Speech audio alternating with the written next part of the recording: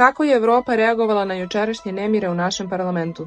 Ovakve scene koje su previše i za fudbalsku utakmicu, a kamoli za Narodni parlament, nisu odjeknule samo u Srbiji, već su ovakve slike obišle čitav svet. Dok se čitava zemlja većinski grozila ovakvih scena u režiji srpske opozicije, neki od regionalnih medija su sa podsmehom prenosili dešavanje u parlamentu. Albanski mediji su sebi pripisivali režiju ovog performansa opozicije, nalik na onom Kurtijevom u Prištini.